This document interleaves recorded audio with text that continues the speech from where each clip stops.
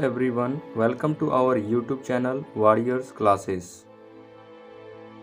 Today I am going to discuss important questions for Air Force, Navy AA and SSR and Army Clerk. Question number 1 दिया गया है synonym of पाल्ट्राई और option है इसके productive, fearless, harmful और useless. तो पाल्ट्राई का अर्थ होता है बेकार, यूजलेस या वर्थलेस। ऑप्शन नंबर डी इसका करेक्ट होगा। प्रोडक्टिव का अर्थ है फायदेमंद या लाभदायक, फियरलेस का अर्थ होता है निडर या निर्भीक, हार्मफुल का अर्थ है हानिकारक और यूजलेस का अर्थ बेकार। ओके, नेक्स्ट क्वेश्चन है सिनोनिम ऑफ डुबिशियस। इसके ऑप्शन है क्रिटिसाइज, डाउटफुल, वेरियस और ऑक्यूपेशन। तो डुबिशियस का अर्थ होता है संदेह या अस्पष्ट, तो इसका सिनोनिम है option number B doubtful. Criticise का अर्थ होता है आलोचना करना, बुराई करना। वेरियस का अर्थ है विभिन्न, अलग अलग जगहों पर। और ऑक्यूपेशन का अर्थ होता है पेशा या व्यवसाय। ओके, क्वेश्चन नंबर 3 में दिया गया है वन हु कलेक्ट्स क्वाइंस। इसका आपको वन वर्ड सब्स्टिट्यूशन बताना है और इसके ऑप्शन है इंसैन, न्यूमिस्मेटिस्ट, वंडरिंग और इंडस्ट्रियस। तो जो क्वाइंस को इकट्ठा करता है, कलेक्ट करता है, उसे कहा जाता है न्यूमिस्मेटिस्ट। इंसैन का अर्थ होता है पागल, वंडरिंग का अर्थ है घुमंतु या खानाबदोश और इंडस्ट्रियस का अर्थ होता है मेहनती। ओके,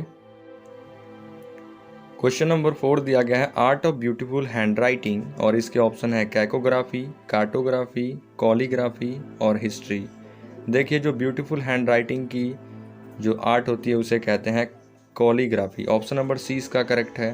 कैकोग्राफी का अर्थ होता है आर्ट ऑफ बैड हैंडराइटिंग और कार्टोग्राफी का अर्थ होता है स्टडी अबाउट मैप और हिस्ट्री का अर्थ होता है study about ancient civilisation. Okay, question number 5 में दिया गया है कैट्स एंड बुल्स स्टोरी, जो कि एक ईडियम है।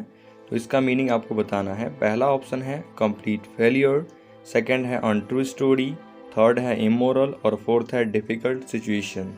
तो कैट्स एंड बुल्स स्टोरी का मीनिंग होता है अनट्रू स्टोरी, एक ऐसी स्टोरी जो कि सही नहीं हो। ओके, क्वेश्चन नंबर 6 में दिया गया है स्पीच डिलीवर्ड विदाउट प्रिपरेशन। तो इसका आपको वन वर्ड सब्स्टिट्यूशन बताना है। ऑप्शन है फ्लोरा, एक्सटेम्पोर, इनोक्यूअस और ऑब्रिज। तो वैसा जो स्पीच हो जिसको बिना प्रिपेयर किए हुए डिलीवर किया जाए तो उसे कहते हैं एक्सटेम्पोर। ऑप्शन नंबर बी इसका करेक्ट आंसर है। फ्लोरा का अर्थ होता है plants of a certain region, यानी कि एक किसी निश्चित क्षेत्र का प्लांट। इनोक्यूअस का अर्थ होता है हार्मलेस और हानिकर और ऑब्रिज का अर्थ होता है छोटा करना। ओके, क्वेश्चन नंबर 7 में दिया गया है डेमोकल स्वॉर्ड और इसके ऑप्शन है in daylight, take a statement back, constant threat या टू बी इन कम्फर्ट। तो डेमोकल स्वॉर्ड एक ईडियम है जिसका मीनिंग होता है लगातार किसी को धमकी देना। थ्रेट, तो कॉन्स्टेंट थ्रेट इसका करेक्ट आंसर है option number C. In daylight का मीनिंग होता है दिन दहाड़े और टेक अ स्टेटमेंट बैक इसका मीनिंग होता है अपनी राय वापस लेना और टू बी इन कम्फर्ट का मीनिंग होता है आरामदायक स्थिति में। ओके, क्वेश्चन नंबर 8 में दिया गया है one who talks in sleep और इसके ऑप्शन है सोमनाम्बुलिस्ट, सोमनिलोकिस्ट, क्लॉस्ट्रोफोबिया एंड हाइड्रोफोबिया।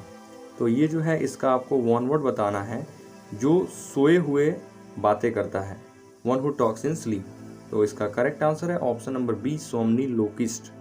सोमनाम्बुलिस्ट का अर्थ होता है one who walks in sleep, जो सोए हुए चलता है। क्लॉस्ट्रोफोबिया का अर्थ होता है फियर ऑफ क्लोज्ड स्पेस, यानी कि बंद जगहों से डर। और हाइड्रोफोबिया का मीनिंग होता है one who has fear of water, यानी कि जिसको वाटर से, पानी से डर लगे उसे कहते हैं हाइड्रोफोबिया। ओके, क्वेश्चन नंबर 9 में दिया गया है इनकैपेबल ऑफ बीइंग करेक्टेड और इसके ऑप्शन है ओमनीपोटेंट, ओमनी प्रेजेंट, इनकॉरिजिबल और इरिपेरेबल। तो देखिए, इनकैपेबल ऑफ बीइंग करेक्टेड का अर्थ होता है जिसको करेक्ट नहीं किया जा सके, जिसे रेक्टिफाई नहीं किया जा सके, अर्थात जिसको सुधारा नहीं जा सके। आपको इसका वन वर्ड सब्स्टिट्यूशन बताना है। तो इसका करेक्ट आंसर है option number C incorrigible. Omnipotent का अर्थ होता है one who is all powerful और ओमनी प्रेजेंट का अर्थ होता है वन हु प्रेजेंट्स एवरीवेयर। और इररिपेरेबल का अर्थ होता है incapable of being repaired. Okay, question number 10 में दिया गया है सिनोनिम ऑफ एसिडस और इसके ऑप्शन है अनक्लियर, इंटायरली, कॉशियस और डिलीजेंट। तो देखिए एसिडस का अर्थ होता है मेहनती, हार्ड वर्किंग, डिलीजेंट, तो इसका ऑप्शन नंबर डी करेक्ट है। डिलीजेंट का भी अर्थ होता है मेहनती, तो ऑप्शन नंबर डी करेक्ट होगा। अनक्लियर का अर्थ होता है अस्पष्ट, इंटायरली का अर्थ होता है पूर्ण रूप से, कॉशियस का अर्थ होता है सावधानी पूर्वक। ओके, क्वेश्चन नंबर 11 में दिया गया है सिनोनिम ऑफ डेट्रीमेंटल।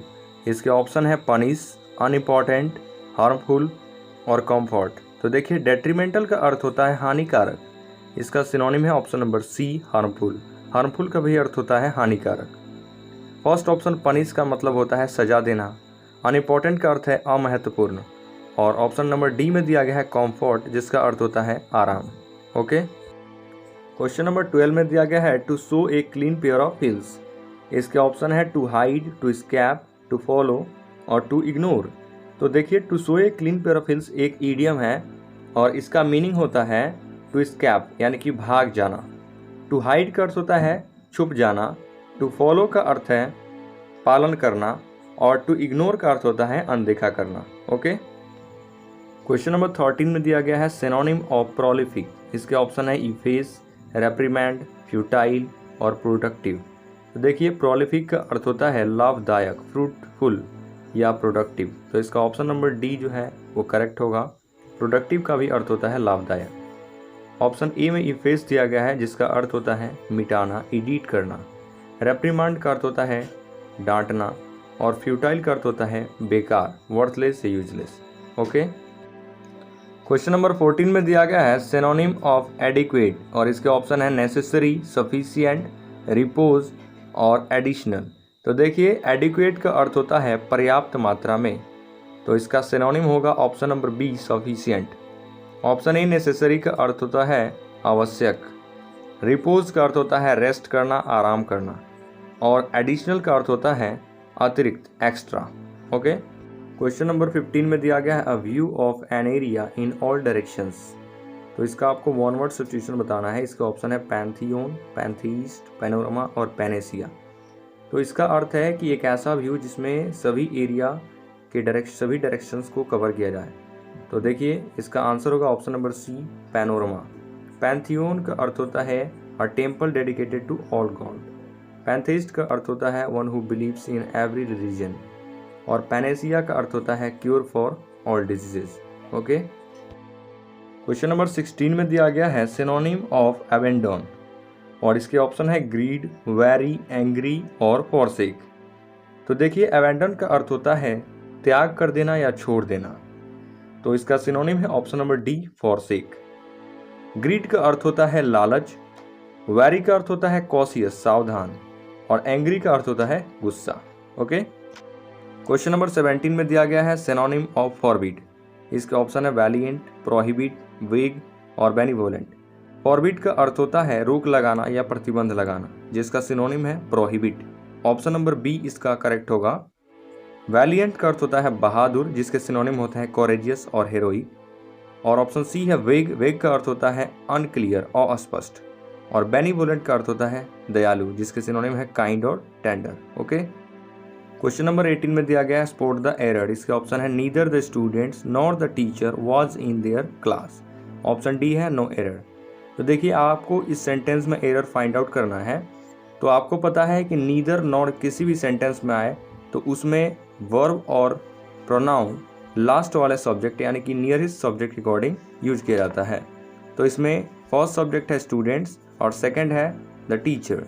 टीचर जो है इसके अकॉर्डिंग वर्ब आएगा, तो टीचर सिंगुलर है तो वाज आएगा, और यहाँ पर सी पार्ट में वाज इन देयर क्लास दिया गया है, तो यहाँ पर सब्जेक्ट के अकॉर्डिंग देयर नहीं आएगा, हिज क्लास आएगा। ओके, तो ऑप्शन नंबर सी जो दिया गया है वहाँ पे देयर को रिप्लेस करेंगे हिज से, तब ये सेंटेंस करेक्ट होगा। ओके, क्वेश्चन नंबर 19 में दिया गया है spot the error. There is none who can help you in this crucial time and no error.